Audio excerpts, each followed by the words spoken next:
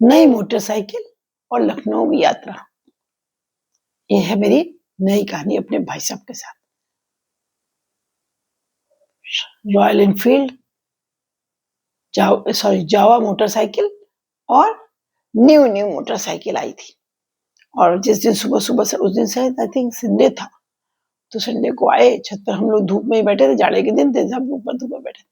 कहते चलती हो क्या लखनऊ?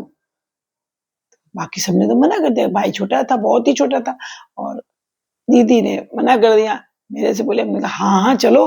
अच्छा, मेरी उनकी बनती भी बहुत थी इस मामले में, कि जैसे कोई एडवेंचर है या कोई नई चीज़ का इन्वेंशन करना है या कुछ उसको पीसना है या किसी चीज़ में उसको एक्सपेरिमेंट करना है, तो उसमें हम लोगों की दोनों की बहुत बनती थी।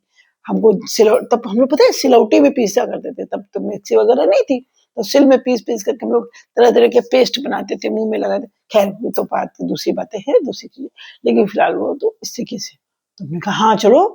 अब हम लोगों ने फटाफट कपड़े बैग में रखे और बैग में बैठ करके, उसमें लेकर के फटाफट बाइक में बैठ करके, सबने मना किया, नहीं तेरा दोपहर हो रही है, पोते-पोते शाम हो जाएगी, फिर तू नुकसान करेगा, ठंड लग जाएगी। लेकिन हम लोग नहीं माने और बैठे आराम से बाइक में और चले गए।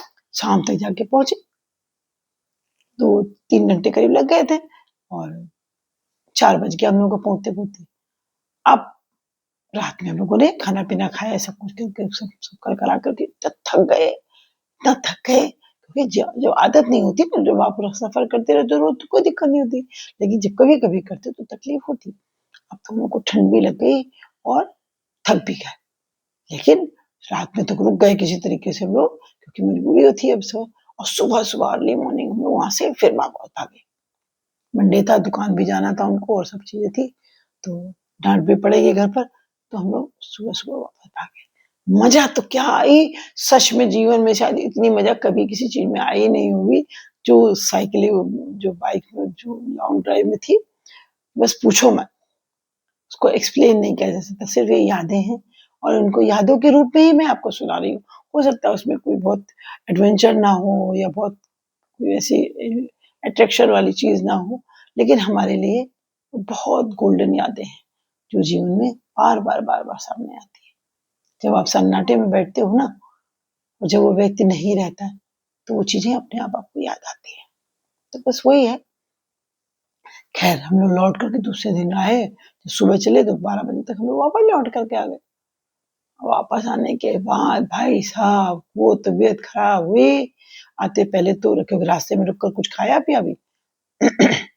उल्टियाँ खूब तबीयत खराब हुई अच्छे से, मतलब 2-4 दिन, 1 हफ्ते का पूरा इंतज़ाम हो गया, बुखार भी आ गया, सब कुछ हो गया।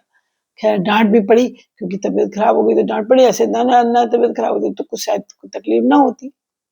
ख़ैर फिर 1 हफ्ते तक हम लोगों ने खूब घर में आराम किया और स्कूल की सब छुट्टी हो गई। घर पर ही खाते-पीते रहे, पड़े रहे। 1 हफ्ते बाद जब तबीयत थोड़ा आराम हुई, तो उसके बाद दर्द में सिर्फ़ वो सरसों का तेल लगाओ, ये सब करते हैं, क्योंकि जो है एकदम बहुत पीठ में, सब कमर में तकलीफ़ें हो गई थी। ठीक है? तो बस यही थे, ये हमारे भाई साहब और ये हमारी यादें।